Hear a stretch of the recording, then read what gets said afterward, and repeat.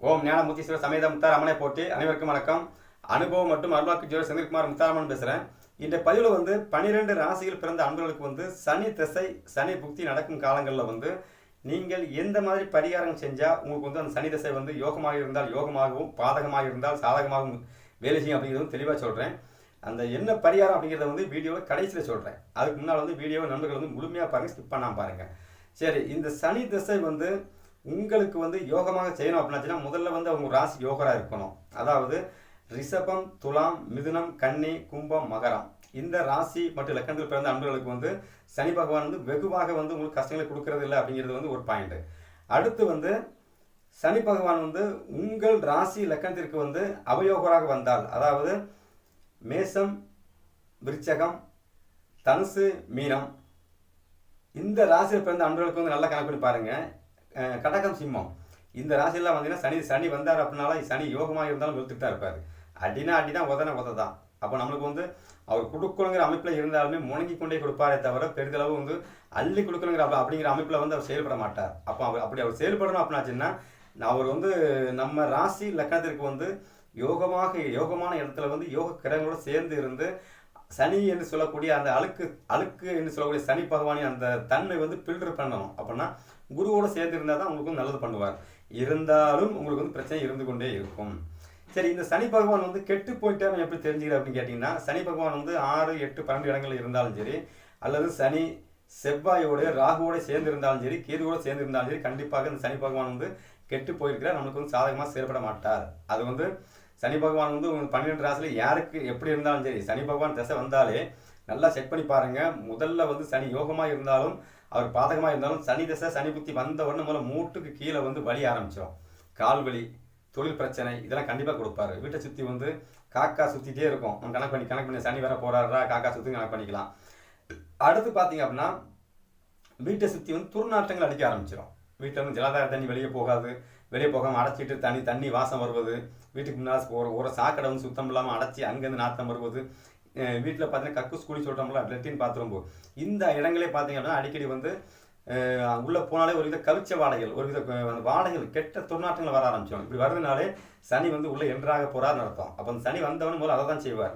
அதுக்கப்புறம் தான் உங்களுக்கு யோகமாக கொடுக்கணுமா பாதமாக கொடுக்கணும் அப்படிங்கிறது அவருக்கு யோசிப்பார். அவர் உங்களுக்கு ஜாதகம் தகுந்தப்பார். இப்போ இந்த சனி பகவான் உங்கள் ராசி லக்கணத்திற்கு 6ஆம் அதிபதியோடோ 8ஆம் அதிபதியோ 12ஆம் அதிபதியோட சேர்ந்து இருந்தாலும் சனி பகவான் கெட்டு போய்விட்டார். அடுத்து சனி பகவான் மாரகாதிபதியாகவோ பாதகாதிபதியாகவோ அல்ல வந்திருந்தாலும் உங்களுக்கு கெட்டு போயிருக்கான்னு அர்த்தம். அப்போ சனி பகவான் செவ்வாய் ராகு கேது போன்ற பாவகிரகங்களோடு இருந்தாலும் அப்படி எடுத்துக்கலாம். சரி, சனி திசை தான் நேரடியாக வருமா அப்படின்னு கணக்கு கிடையாது. ஒரு கிரகம் சனி பகவான் சொல்லக்கூடிய பூசம், அனுசம், உத்திரட்டாதி நட்சத்திரத்தில் இருந்து உங்களுக்கு யோகமாக அல்லது பாதகமான கிரகம் திசை புத்தி நடத்தினாலும் அது சனி பகவானின் கண்ட்ரோல் உங்கள் கைக்கு வரும். ஏன்னா சனி பகவான் எந்தெந்த இடத்துல உட்கார்ந்துருக்கிறாரோ அந்த இடத்தையும் கெடுப்பார், பார்க்குற இடத்தையும் கெடுப்பார். அப்போ சனி பகவானுக்கு 3, 7, 10 இந்த பார்வை இருக்குல்ல, இந்த 3, 7, 10 பார்வையால் அவர் எங்கெங்கே பார்க்குறாரோ, சாரி ஆமாம் 3, 7, 10 இந்த பார்வையால் எங்கெங்கே பார்க்குறாரோ அந்த ஸ்தானம் அடிபடும். அவர் யோகாதிபதியாக இருந்தாலும் இப்போ உங்களுக்கு உதாரணத்துக்கு சொல்லணும் அப்படின்னாச்சுன்னா உங்கள் லக்கணத்துக்கு அவர் 5ஆம் அதிபதி யோகாதிபதி, அவரே யோகாதிபதியாக வர்றாரு. ஆனால் அவர் பார்வை 3ஆம் இடத்துல விழும்போது என்ன ஆகுனா அந்த 3ஆம் இடம் கணக்கு பண்ணி பாருங்க, எந்த இடமா வருதோ அந்த இடம் சம்பந்தமான ஒரு கேள்வி இருந்து கொண்டே இருக்கும். அதில் நமக்கு கிடைக்காது, தடையாக இருக்கும். சில பேர் போராடி தான் வாங்குற சூழ்நிலை உருவாகும். இதெல்லாம் சனி பகவானின் தன்மை. இந்த சனி பகவான் உங்களுக்கு யோகமாக செய்யணும் அப்படின்னாச்சுன்னா சிம்பிளாக ஒரு சின்ன பரிகாரங்களை நீங்கள் அந்த தசாபுத்தி வரும் காலங்களில் செஞ்சுட்டே இருந்தீங்க அப்படின்னாச்சுன்னா கெடு பலன்கள் நடக்கிற அன்பர்களுக்கு அந்த கெடு பலன் நடக்காமல் அந்த திசை அப்படி கடந்து போகும். யோகமாக இருக்கிறவங்களுக்கு என்னென்னாங்கன்னா ஏற்கனவே உங்களுக்கு 10 கோடி வருங்க அமைப்பு இருந்தால் கூட 5 கோடி சேர்ந்து வரும். இதுதான் யோகம் அவயோகம். சரிங்களா? சரி, இந்த அமைப்பில் பார்த்தீங்க அப்படின்னாச்சுன்னா நல்லா செக் பண்ணி பார்த்துக்கிடுங்க. இந்த சனி திசை வரும் காலங்களில் நீங்கள் செய்ய வேண்டிய ஒரு சின்ன பரிகாரம் தான். பெருசாலாம் பரிகாரம் சொல்ல போகிறதே கிடையாது. அந்த பரிகாரங்களை நீங்கள் வாழ்க்கையில் நடைமுறை செஞ்சுட்டு இருந்தாலே உங்களுக்கு சனி பகவான் உங்கள் ராசி லக்கணத்துக்கு யோகா எந்த இடத்துல உட்காந்துருக்கிறாரோ அந்த இடத்துக்கு தகுந்தாற் போல் உங்களுக்கு கெடு பலன்களையும் நற்பலன்களையும் நீங்கள் ராசி தகுந்த மாதிரி அவர் பிரித்து கொடுப்பார்ல, அதில் உங்களுக்கு நல்ல பலனை அதிகமாகவும் கெட்ட பலனை கொடுக்காமல் கடந்தும் போவார். சரி, சனி திசையோ சனி புக்தியோ வந்தாச்சு, நம்ம என்ன பண்ணால் ஜெயிக்க முடியும் அப்படின்னாச்சுன்னா சிம்பிள் பரிகாரம் தான். சனி அப்படின்னா பழசு, சனின்னா செருப்பு. உங்கள் செருப்பு வந்து நல்லா பாருங்கள், பழைய செருப்பாக இருக்கும். பழைய செருப்பாக நீங்கள் வந்து போட்டுட்டு இருக்கும்போது என்ன ஆகுன்னா சனியின் ஆதிக்கம் உங்களுக்கு அதிகமாகி அதனால் வரும் பிரச்சனைகள் அதிகமாக இருக்கும். அப்போது அந்த சனியோட சுக்கிரன் சேர்க்க வேண்டும். சனியோட சுக்கிரன் சேர்த்தா அப்படின்னா சுகபோகமான வாழ்க்கையை சனி பகவான் கொடுப்பார். எப்படி கொடுப்பார்? பழைய செருப்பை தூக்கி அப்படி கொண்டு குப்பையில் போட்டுட்டு சுக்கிரன் என்று சொல்லக்கூடிய விலை உயர்ந்த அழகான அலங்காரமாக இருக்கிற ஒரு அழகான விலகுன செருப்பு ஒன்று வாங்கி நீங்கள் காலில் மாட்டீங்க அப்படின்னா அங்கே சுக்கிரனும் சனியும் சேர்ந்துருவாங்க. ஏன்னா அழகு அப்படிங்கிறது சுக்கிரன், செருப்பு அப்படிங்கிறது சனி. இந்த இருவருமே ஒன்றா சேர்ந்துருவாங்க. அந்த இரண்டுமே ஒன்றா சேரும்போது என்ன ஆகுன்னா சுக்கிரன் சனி சேர்க்கை அன்பர்களுக்கு வந்து யோகம் சிறப்பாக இருக்கும். எப்போவுமே சுக்கிரன் சனி சேர்க்கை அன்பர்களுக்கு வந்து யோகம் சிறப்பாக இருக்கும். அப்போ நீங்கள் வந்து இப்படி உருவாக்கிக்கிட்டு நீங்கள் போடும்போது சனியால் கிடைக்க வேண்டிய தொழில் லாபங்கள் சிறப்பாக இருக்கும். சனி பகவானால் வரக்கூடிய கெடுபலங்கள் கம்மியாக இருக்கும். அப்போ நல்ல சொந்த தொழில் செஞ்சு தொழிலில் வந்து லாஸ் ஆகாமல் இருக்குது, தொழிலில் வந்து நல்ல லாபம் இல்லாமல் இருக்க அன்பர்கள் வந்து எப்போவுமே வந்து நீங்கள் உங்கள் காலில் வந்து செருப்பு வந்து விலகுன செருப்பு நீங்கள் போட்டு பழகிட்டு வந்துகிட்டே இருங்க.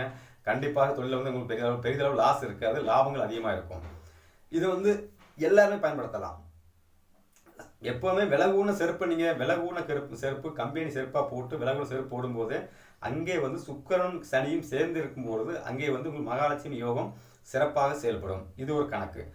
அடுத்து வந்து சனியின் காரகத்துவம் என்று சொல்லக்கூடிய வயதான முதியவர் இருக்கிறாங்கல்ல, வயதான மூதாட்டி இருக்கிறாங்கல்ல, தாத்தா பாட்டின்னு சொல்கிறோம்ல, இதில் வயதானவங்க நம்ம குடும்பத்தில் இருக்கணும் கிடையாது, அடுத்த நபர்கள் எடுக்கணும். நம்ம குடும்பத்தில் இருக்கிறவங்களுக்கு நீங்கள் செய்யணுங்கிற அவசியம் கிடையாது. அது வந்து பரிகாரத்துக்கு பெரிய அளவு பறிக்காது.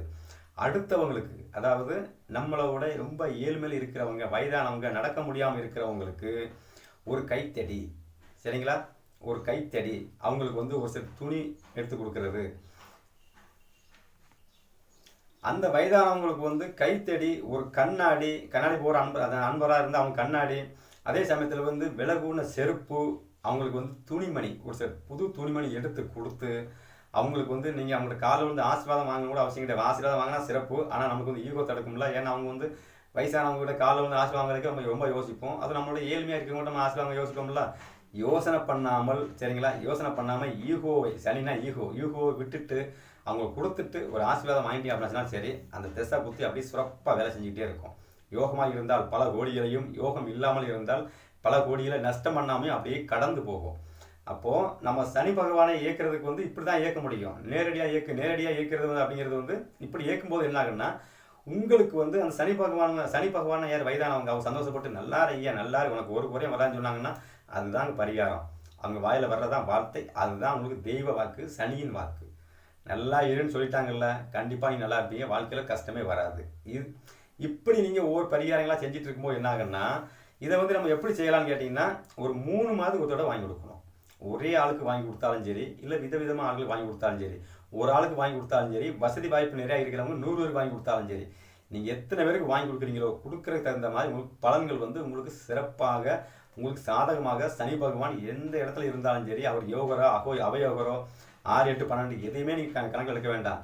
இதை செஞ்சுட்டு இருந்தாலே போதும். உங்களுக்கு உடலில் இருக்கிற பிரச்சனையும், தொழிலில் இருக்கிற பிரச்சனையும், மனசில் இருக்கிற பிரச்சனையும், மனசில் வந்து சில பேருக்கு பார்த்தீங்கன்னா சனி தசை உள்ளே வந்துட்டுனாலே அவங்க மனசு வந்து ஊனமாயிரும். ஏன்னா சனினா ஊனம், மனசு ஊனமாயிரும். என்ன பண்ணுவாங்கன்னா நம்ம கூட வளர முடியல, என்ன பாரு நம்ம கூட இருக்கிற வேகமாக வளர்றாங்கிற ஒரு ஈகோ, ஒரு பொறாமை, அந்த மனசு ஊனமாகும். அந்த ஊனம் ஆகாத நிலைமைக்கு அந்த சனி பகவான் உங்களை மாற்றி கொண்டு வந்து உங்களுக்கும் அவன் எப்படியே இருந்து போகிறான்ப்பா, நம்மளுக்கு நல்லா போயிட்டு இருக்குது, சிறப்பாக இருக்குது அப்படின்னு சொல்கிற அளவுக்கு அந்த மனநிலையை மாற்றி கொடுப்பார்.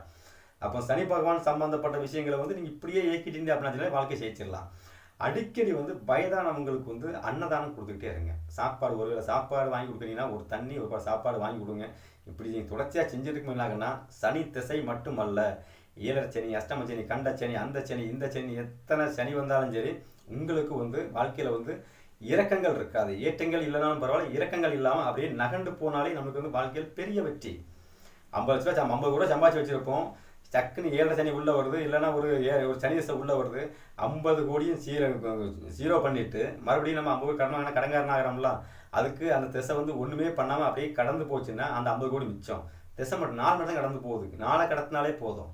சனி பகவான் இருக்கிற இடத்துக்கு தகுந்தாற் போல் நீங்கள் வந்து உங்கள் பரிகாரங்களை நீங்கள் செஞ்சுக்கிட்டே வந்துகிட்டே இருந்தீங்க அப்படின்னாச்சுன்னா எல்லா தெய்வமும் வந்து உங்களுக்கு அருள் கொடுக்கும். ஏன்னா சனி கர்மக்காரகன், கர்மம் சம்பந்தப்பட்ட விஷயத்தை செய்யறதுக்காக, கர்மாவை கழிக்கிறதுக்காக அவர் உள்ளே வரும்போது என்ன ஆகுன்னா தெய்வங்கள் விலகி நிற்கும், அக்கா விலகி நிற்கும், நம்மக்கிட்ட நிற்காது. அப்போ நீங்கள் இப்படி பரிகாரம் செய்யும்போது என்ன ஆகுன்னா சனி பகவானையும் அவ்வளோ தெய்வங்களும் கூப்பிட்டு உங்கள் இஷ்ட தெய்வம் குலதையும் அவ்வளோத்தையும் கூப்பிட்டு பக்கத்தில் விட்டு அட எனக்கு அவன் திருப்தியாக செஞ்சிருக்கானாப்பா, அவங்களுக்கு வேணுங்கிற கூடு, நான் அவன் கெடுக்குன்னு தான் வந்தேன், ஆனால் கெடுக்கிற சூழ்நிலை இல்லை, என்னை சந்தோஷப்படுத்திட்டு இருக்கிறான், நான் அதனால் நான் நியூட்டில் கடந்து போயிட்டு இருக்கிறேன், நீங்கள் பக்கத்தில் இருந்து உங்கள்கிட்ட என்ன கேட்குறாங்க அந்த வார்த்தைலாம் கொடுங்கன்னு சொல்லி அந்த சனி பகவானே இஷ்ட தெய்வம் குலதெய்வம் அனைத்து தெய்வத்தையும் உங்கள்கிட்ட நிப்பாட்டி விட்டுட்டு போகும். அப்படி இருக்கும் பொழுது வாழ்க்கை சிறக்கும். சனி பகவான் எந்த இடத்துல இருக்கிறாரோ அந்த இடத்தையும் அந்த பார்க்குற இடத்தையும் அவர் நாசம் பண்ணாமல் அப்படியே அவர் கடந்து போவாரே தவிர உங்களுக்கு கஷ்டங்களை கொடுக்க மாட்டார். இது என் அனுபவத்தில் நான் கண்ட ஒரு சில பரிகாரங்களை வந்து உங்களுக்கு சொல்லியிருக்கிறேன். தொடர்ச்சியாக செஞ்சுட்டு வாங்க. வாழ்க்கையில் வந்து உங்களுக்கு வந்து எந்தவித குறையும் இல்லாமல் சிறப்பாக இருப்பீங்க. அப்படி சிறப்பாக இருக்கிறதுக்கு என் தாய் முத்தாரம்மன் அருளால் எல்லாரையும் வாழ்த்துக்கிறேன். நன்றி, வணக்கம்.